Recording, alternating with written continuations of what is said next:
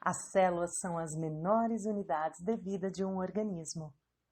Todas as células têm três coisas em comum, não importa o tipo de célula que são. Todas as células têm uma membrana celular, o que separa o interior da célula do ambiente exterior. O citoplasma, que é o material gelatinoso, e o DNA, que é o material genético da célula. Existem duas categorias de células. A primeira categoria são as células eucarióticas. Elas têm organelas, que incluem o núcleo e outras partes especiais. As células eucarióticas são células mais avançadas e complexas, sendo encontradas em plantas e animais. A segunda categoria são células procarióticas. Elas não têm núcleo ou organelas envolvidas por membranas. Elas apresentam material genético, mas não está contido dentro do núcleo. As células procarióticas são sempre organismos unicelulares, tais como bactérias. Então, o que são organelas? Organela significa pequeno órgão. Organelas são as partes específicas de uma célula que têm tarefas exclusivas para executar. Vamos começar com o núcleo, o centro de controle da célula. O núcleo contém DNA, ou material genético. O DNA dita o que a célula vai fazer e como ela vai fazer.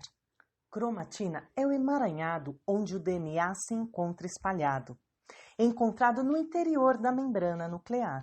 Quando uma célula está preparada para dividir, o DNA condensa em estruturas conhecidas como cromossomos. O núcleo também contém o nucleolo, que é uma estrutura onde os ribossomos são feitos.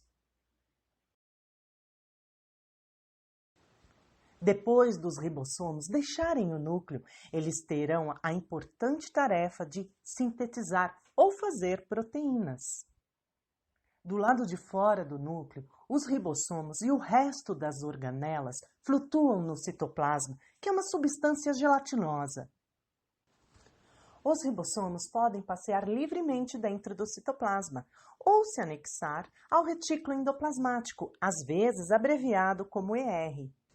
Existem dois tipos de retículo endoplasmático. Retículo endoplasmático rugoso, que possui os ribossomos ligados a ele, e retículo endoplasmático liso, que não possui os ribossomos. O retículo endoplasmático possui uma membrana fechada, que permite o transporte de materiais, tal como as proteínas, sintetizadas pelos ribossomos.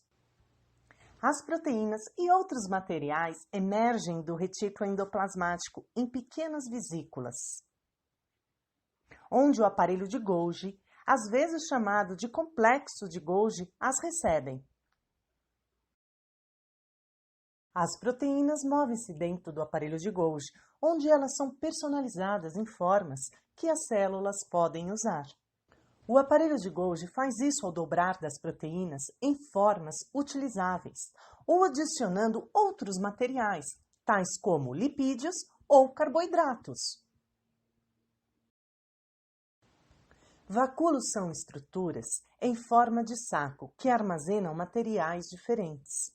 Aqui, nesta célula vegetal, o vacúolo central armazena água. Voltando à célula animal, você vai ver uma organela chamada lisossomo. Os lisossomos são coletores de lixo que levam em partes células danificadas ou desgastadas. Eles estão cheios de enzimas que quebram esses restos celulares. A mitocôndria é uma organela onde se mantém a energia para as células, tanto animais como vegetais.